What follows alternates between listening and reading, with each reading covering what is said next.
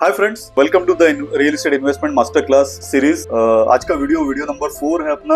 आज का अपना वीडियो है बेसिकली डेमोग्राफिक फैक्टर्स के ऊपर, जिसमें हम प्रायोरिटी से 3 बातें हम डिस्कस करेंगे कि पॉपुलेशन की ग्रोथ उस पर्टिकुलर लोकेशन पे कैसे आइडेंटिफाई करें, उसका ट्रेंड कैसे समझें हम लोग। Second, age of the population, उस पर्टिकुलर लोकेशन पे आने वाले जो लोग हैं वो किस एज के होंगे और क्या उससे मेरा इन्वेस्टमेंट डिसीजन सही होगा। और तीसरा चीज, स्पीड ऑफ द अर्बनाइजेशन, यानी वहां पर डेवलपमेंट किस स्पीड में होगा, यानी वहां पर जो लोग रहने के लिए आएंगे वो किस स्पीड में आएंगे। सो ये 3 चीजें हम देखेंगे। इसके अलावा कुछ मार्केट एनालिसिस के टूल्स के ऊपर बात करेंगे हम। सो फ्रेंड्स, बेसिकली अगर आप देखें तो ये हम सीरीज क्या है, basically what is the purpose of this series. हम जो सीरीज बना रहे हैं इसका पर्पस क्या है? बहुत सिंपल पर्पस है कि as a real estate investor हम चाहते हैं कि आपको एक अपर हैंड मिले, आप बाकी लोगों से थोड़ा आगे निकल जाए, आप उन चीजों को भी देखें जो शायद बाकी लोग मिस कर रहे हैं। और हम बहुत कोशिश कर रहे हैं कि इसको simple, will try to keep it as simple as possible, ताकि बहुत टेक्निकल नहीं हो, बहुत बोरिंग नहीं हो और समझने में बहुत इजी हो। That is whole idea of this entire course. और डेफिनेटली कहीं ना कहीं आपको इसका मॉनेटरी बेनिफिट हो आगे जाके 5 सालों में, 10 सालों में, 20 सालों में आपको ये सही से पता चले कि यार मेरा डिसीजन बहुत राइट था। हम बहुत बार देखते हैं लोग प्लॉट्स में, बंगलोज में या ऐसी जगह पर इन्वेस्टमेंट कर देते हैं कि जहां पर 15-15, 20-20 सालों तक डेवलपमेंट नहीं होता। तो कहीं ना कहीं गलती हो जाती है डिसीजन लेने में, इमोशनल हो जाते हैं हम लोग और हमारे पास शायद उस समय वो टूल्स नहीं होते, हमको हमारे पास आइडिया नहीं होती है।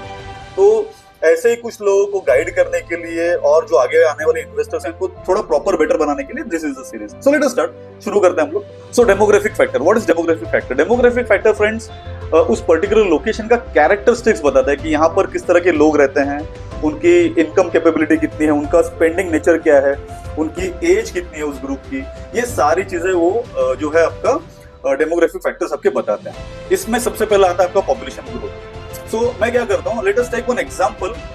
हम पनवेल में जो अभी 3rd मुंबई या महा मुंबई बन रही है, उसका एक लोकेशन को ही पकड़ के हम समझते हैं, जिसे समझना बहुत ईजी होगा। ओके, तो लेट अस अंडरस्टैंड कि पॉपुलेशन ग्रोथ की बात करते हैं। अभी इस समय उस पर्टिकुलर लोकेशन में जो पॉपुलेशन है एज पर 2023, दैट इज 2,48,000 का पॉपुलेशन है, यानी 2,48,000 लोग वहां पर रहते हैं 2023 की बात करें। इट इज एक्सपेक्टेड कि 2030 में ये पॉपुलेशन बढ़ के लगभग 9.5 से 10 लाख होगा जो वहां पर रहने के लिए जाएगा, क्योंकि उतना वहां पर जो डेवलपमेंट हो चुका होगा, रेजिडेंशियल, इंडस्ट्रियल, कमर्शियल डेवलपमेंट। और इसके अलावा 4 से 5 लाख जो वर्किंग क्लास होगा जो वहां पर जॉब के लिए आया करेगा कंटिन्यूसली। सो आप पकड़ के चलिए कि 2030 में 7 से 8 सालों में ये जो ग्रोथ है वहां पर एक बहुत बड़ा एक्सपोनेंशियल ग्रोथ आएगा। पॉपुलेशन ब्लास्ट होने वाला है उस पर्टिकुलर लोकेशन में अगले 7 से 8 सालों में।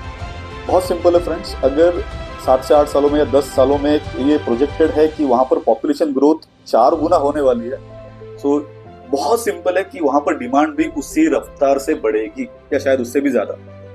तो that is one part. Second चीज है, हमको उससे पॉपुलेशन ग्रोथ से पता चलता है कि डिमांड कितना बढ़ेगा पॉपुलेशन की वजह से। तो yes, there will be huge demand, definition development भी होगी। तो हमेशा पॉपुलेशन ग्रोथ आपको आइडेंटिफाई करना है, ट्रेंड आइडेंटिफाई करना है कि पॉपुलेशन कितना होने वाला है। तो जैसे मैंने आपको बता दिया, मैं अगर केडीएमसी की बात करूं तो हर साल मान के चलिए कि 10 से 12% ग्रोथ होगा पॉपुलेशन। मैंने 6 से 7 सालों में पॉपुलेशन डबल होते जाएगा। कल्याण डोंबिवली की बात करते हैं, थाना की बात करते हैं, बहुत ही ग्रोइंग एरिया, वहां पर भी आपको 6 से 7 सालों में पॉपुलेशन डबल होता हुआ दिखेगा। पिछले साल ही थाने में 80,000 न्यू फ्लैट परचेजेस हुए हैं। Point number 2, second factor, age of the population, यानी उस पर्टिकुलर लोकेशन पे जो लोग रहेंगे वो उनकी एज ग्रुप क्या होगी मोटा मोटी।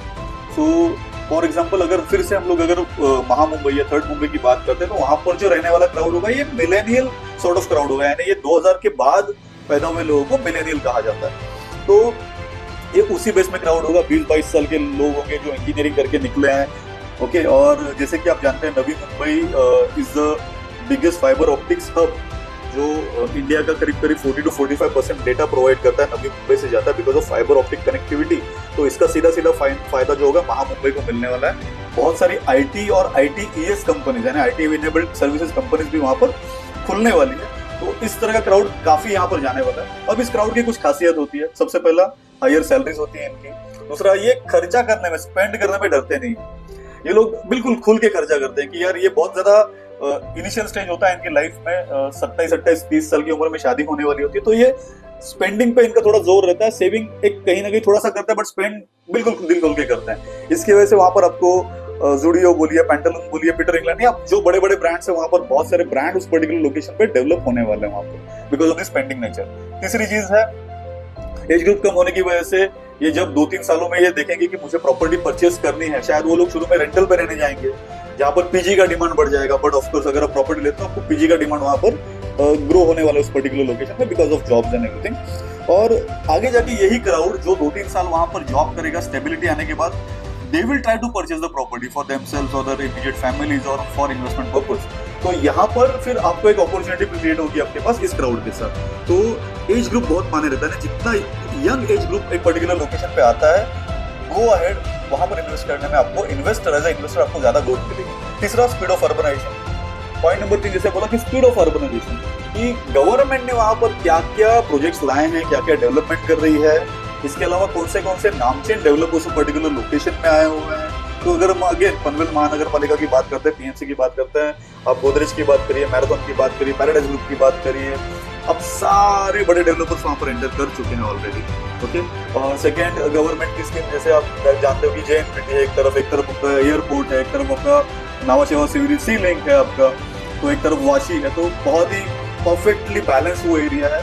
यानी उसका जो स्पीड ऑफ अर्बनाइजेशन है डेफिनेटली कहीं ना कहीं as compare to other locations in India या महाराष्ट्र इटसेल्फ या बॉम्बे के भी कुछ एरिया से इसका स्पीड बहुत तेजी से बढ़ने वाला है। तो दोस्तों ये 3 फैक्टर्स है, जैसे कि हमने बोला कि population growth, age of population और स्पीड ऑफ अर्बनाइजेशन।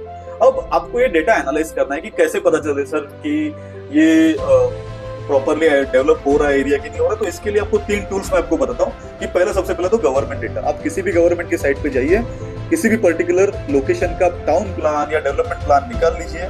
ये प्लान आपको हिंदी, इंग्लिश, मराठी तीनों लैंग्वेज में अवेलेबल होगा। अपनी सहूलियत के हिसाब से, आपकी कन्वीनियंस के हिसाब से आप उसको डाउनलोड कर लीजिए, उसको थोड़ा सा पढ़िए, तो आपको पता चलेगा कि वहां पर हिस्टोरिकल डेटा क्या है और आगे क्या होने वाला है। सेकंड चीज है आपका मार्केट सर्विस। आज बहुत सारी मार्केट में पोर्टल्स है, 99 acre, मैजिक ब्रिक्स, हाउसिंग.com, क्रॉप टाइगर, ये लोग सब अच्छा एनालिटिक्स करके आपको अवेलेबल करते हैं ऑनलाइन पे। बहुत इजी है इनको एक्सेस करना। आप डाल देंगे तो आप कोई भी डाल देंगे कि मुझे इस market survey of Panvel, market survey of Thane, market survey of Nashik, आप डाल दोगे, आपके सामने वो रिपोर्ट आ जाएगा। उसको थोड़ा पढ़िए तो आपको पता चलेगा 90 to 95% तक का डेटा आपको एक्यूरेट मिलेगा। 5-10% का वेरिएशन तो हर जगह पॉसिबल है।